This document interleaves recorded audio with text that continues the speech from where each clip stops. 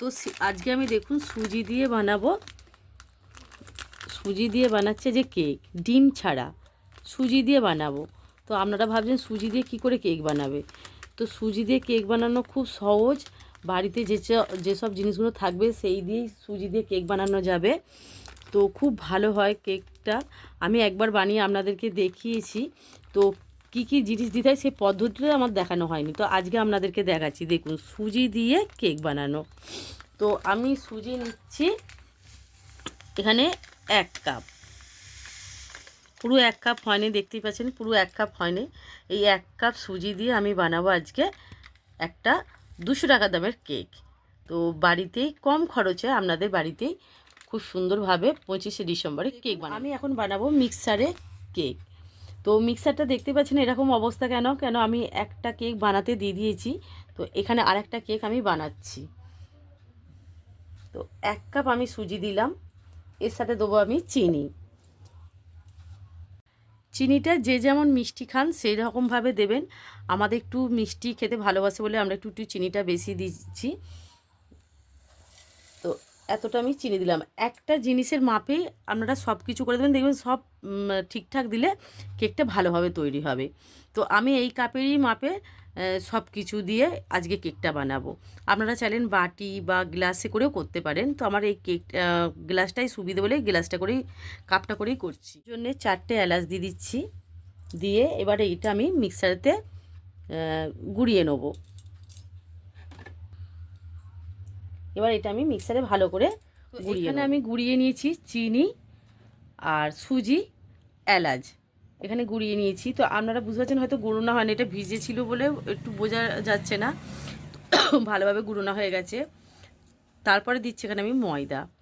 ময়দাটা দেওয়ার কারণ হচ্ছে ময়দাটা দিলে কেকটা কাটার সময় ভাঙবে না, খুব ভালোভাবে কেটে যাবে। আর না ময়দাটা দিলে কিন্তু কাটার সময় ভেঙে যাবে, ওই জন্য ময়দাটা দিচ্ছি।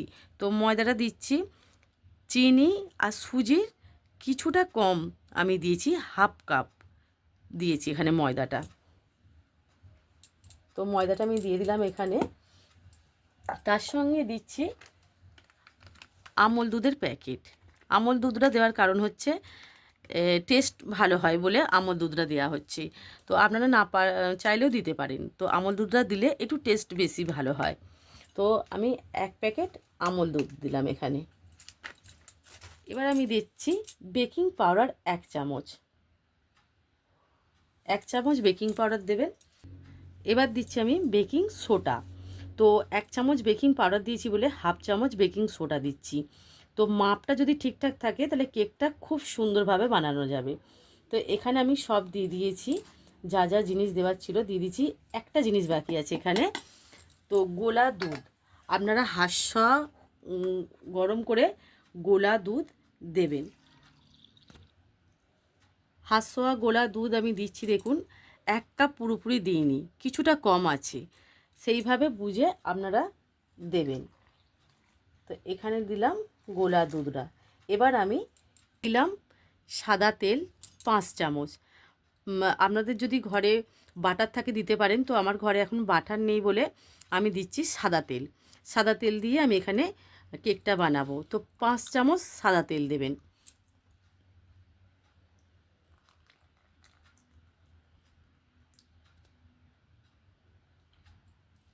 এখানে কোনো কিছু দেওয়া হবে না। এবার আমি আবার মিক্সারে মানে বেটে নেব। তো এবার আমি আর কোনো কিচ্ছু লাগবে না এতে, এটা আমার পুরো রেডি হয়ে যাবে। মিক্সার যা করার সব মিক্সারে করতে হবে। আর আপনাদের কোনো আদার্স কোনো আর বাসন কোসন লাগবে না, কোনো ফাটার জন্য কিছু লাগবে না। এবার আমি মিক্সারেই যা ফেটে নেবো।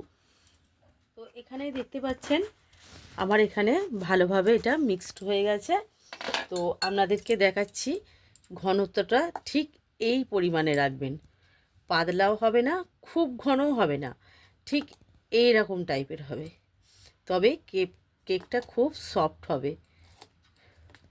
ঠিক এইভাবে আপনারা চামচে করে তুলে তুলে দেখবেন যে খুব পাতলাও নয় আর খুব ঘনও হবে না, সব খুব সুন্দরভাবে মিক্স হয়ে গেছে। তো এবার আমি চলুন দেখাচ্ছি কোন পাত্রেতে কিসেতে কেকটা বানানো হয়। তো এখানে দেখতে পাচ্ছেন আমি একটা স্টিলের নিয়েছি। প্রথমে স্টিলের গামলাটার ভেতরে আমি তেল লাগিয়ে নিয়েছি, আবার কাগজের ওপর দিয়ে তেল লাগিয়ে নিয়েছি, ঠিক এরমভাবে সাজিয়ে নিয়েছি। আর এখানে দেখতে পাচ্ছেন কড়া, ওপরে একটা স্ট্যান্ড দিয়ে দিয়েছি, আর কিচ্ছু লাগবে না। এবার এখানে আমি ব্যাটারটা ঢেলে দিলাম।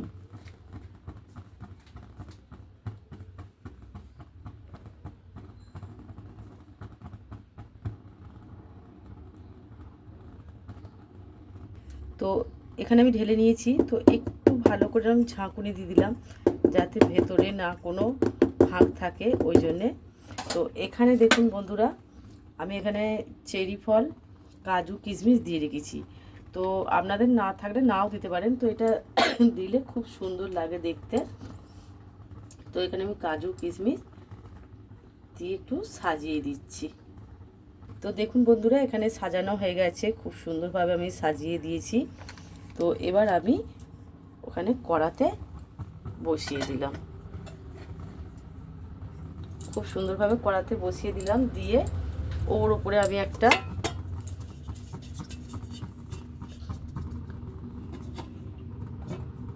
গামলা চাপা দিয়ে দিলাম। এবার একটু আঁচটা জোর দিয়ে দিলাম। তো এতেই হয়ে যাবে আমার কেক। তো এখানে আমি কেক বানিয়ে একটা রেখেছি, দেখতেই পাচ্ছেন এখানে কেকটা বানিয়ে রেখেছি, একটা কেক বানানো হয়ে গেছে। তো ওখানে আমি একটা কেক বানাতে দিয়েছি।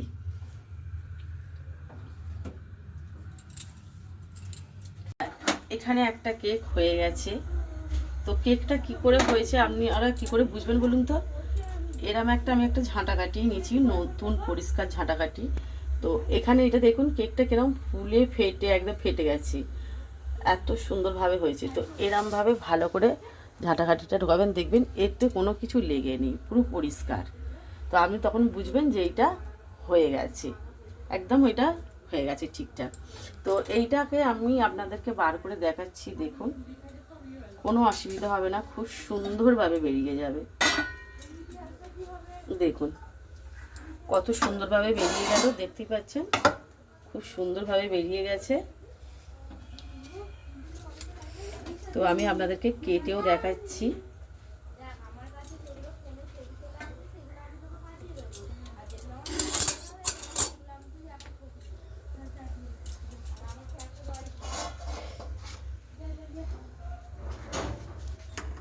ভাঙবেও না, কিচ্ছু হবে না, খুব সুন্দরভাবে কেটে যাবে।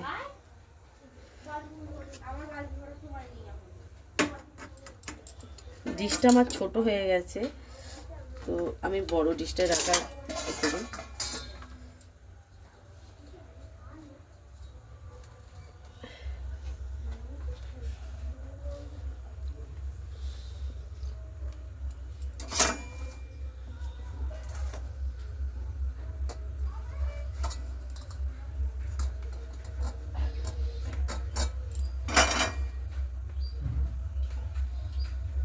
তো দেখুন কত সুন্দরভাবে বেরিয়েছে, কত সফট হয়েছে, দেখুন একদম হয়ে আছে, স্পঞ্জের মতন হচ্ছে। তো খুব সুন্দরভাবে বেরিয়েছে। তো আপনারা যদি এইভাবে বানান ঘরেতে, তো আপনাদের আর কিনে খেতে হবে না। টেস্টটা আমি এখন তবু আপনাদেরকে দেখাচ্ছি টেস্টটা কেমন হয়েছে।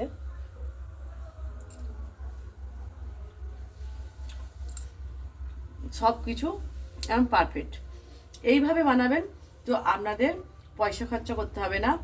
তো বাড়িতে ঘরোয়া পদ্ধতিতে যা যা থাকবে তাই দিয়ে করবেন, কোনো ডিম লাগবে না। খুব সুন্দর হয়েছে। তো নিজে খাচ্ছি বলে বলছি না, তো ছেলেরা কেউ নেই বলে এখন আমি তাদেরকে দিতে পারছি না। খুব সুন্দর, খুব সফট, এত সুন্দরভাবে। তো আপনারা বাড়িতে বানিয়ে এইভাবে খেতে পারবেন। এটাও কালকে ফুলে গেছিলো, দেখতে পেয়েছেন কত সুন্দরভাবে ফুলে গেছিলো। দেখুন কাগজও তাড়াতাড়ি উঠে যাবে, কোনো কিছুতে অসুবিধা হবে না। তো এইভাবেই ঘরে আপনারা বানাবেন। ওখানেরটা দেখুন ফুলে পুরো ফেটে গেছে, একদম ওটা পুরো ফুলে ফেটে গেছে। তো কেমন হয়েছে বন্ধুরা, আপনারা কিন্তু আমাকে কমেন্ট করে জানাবেন। টাটা।